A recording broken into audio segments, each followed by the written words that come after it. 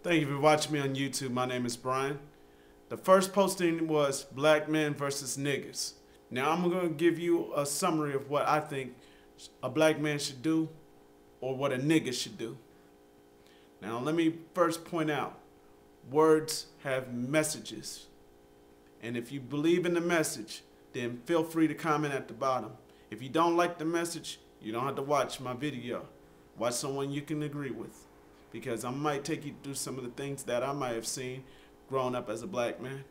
And believe it or not, it may offend some people, so that's what I'm going to give as a disclaimer. Now, have you ever in your life had to deal with being a black man in America that happens to be moving faster than you are? Have you ever been criticized because you dress different and you have pants sagging all the way to your bottom? Have you ever been treated wrong because you never got the opportunities that other people got? Have you ever been pushed aside because other people had qualifications and you had qualifications, but just because you wore something that they didn't like, you never got hired? Well, I can testify to some of these things that I've mentioned, because I want to get started by saying that the black man always has to versus the nigga.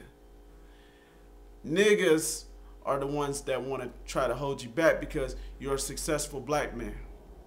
Niggas want to try to say that just because it's their way, it's your way too. Niggas believe that everywhere you go, it's always, we got to be a clique, we got to be a group, we got to do the things that we supposed to do. It's just common sense. I don't follow sheep. I believe that I'm an independent thinker, and I don't have to follow anybody, whether they're black, white, or any other race in particular. I want to be self-independent. I believe that everybody is given a fair shot in life. Now, if you believe it or not, I am in favor for everyone to have the same equal rights. I don't have nothing against anybody in particular, because I'm an open-minded guy who is willing for a change in his community. But yet, with me having this change in my community, I think that a lot of black men, and in particular, who are fans of rap music, want to use the slang terms by calling you a pussy-ass nigga, a faggot. They want to call you homo. They want to call you a snitch. They want to call you some punk. Or basically, they want to kill you because you said something that they didn't agree with.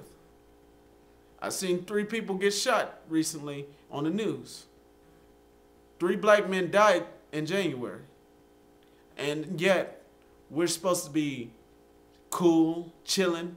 We're supposed to be hanging around. We're supposed to be posing for our female friends. We're supposed to be like laid back. No, I can't be laid back. I'm angry. I'm practically angry at our own race, because we're the ones that are destroying ourselves.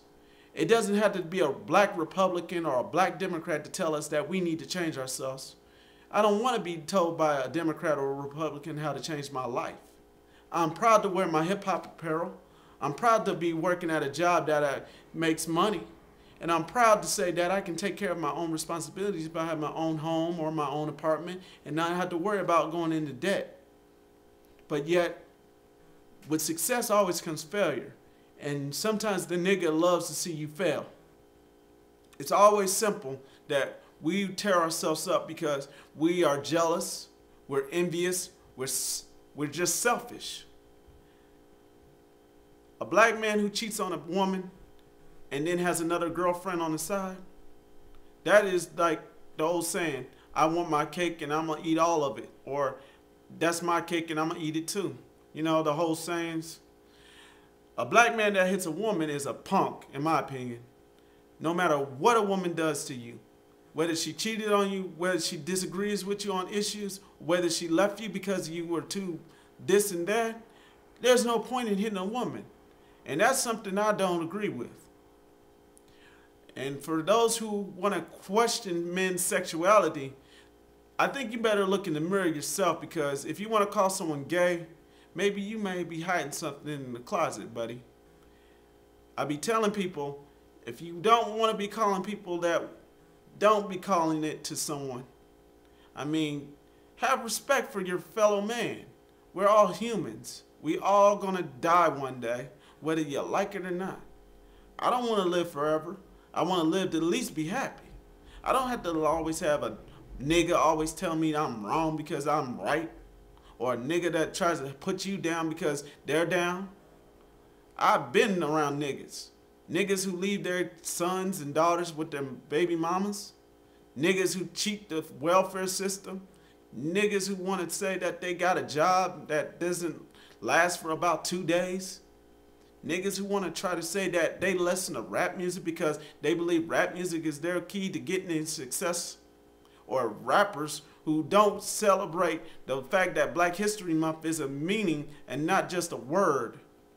I mean, Black History is 365 days a year. We don't always have to have February as the month. There's 28 plus 1, in my opinion. There is no such thing as being successful without having failure.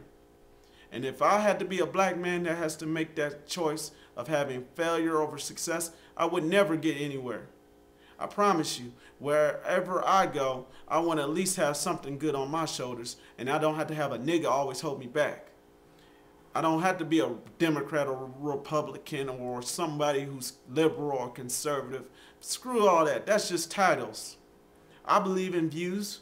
I don't have to always support the same views everybody else supports. With people like Jesse Jackson, Al Sharpton on the left, or Jesse Lee Peterson or Niger Ennis on the right, we're torn between whose side we should be on, whether it's the liberal preacher or the conservative preacher.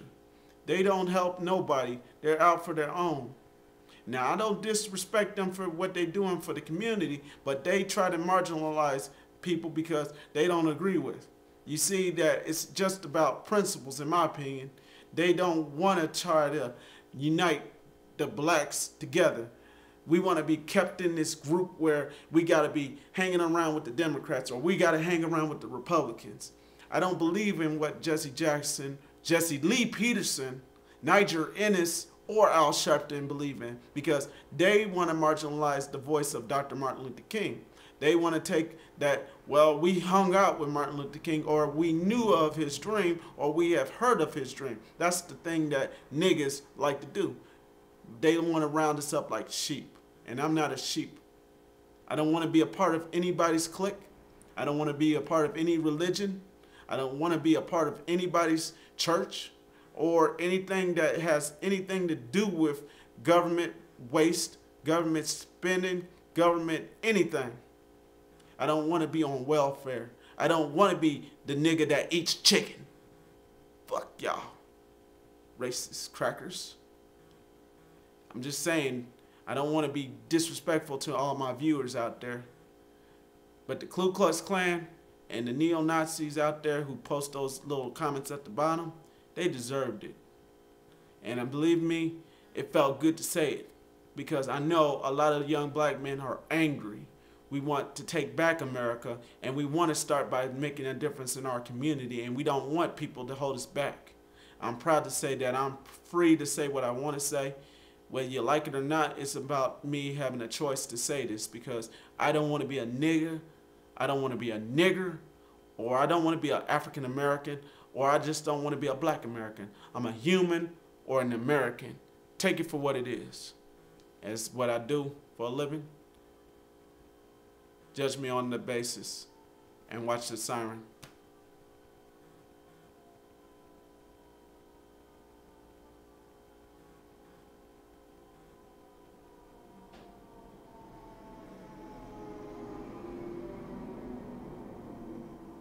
Take that as an excuse of what an emergency is.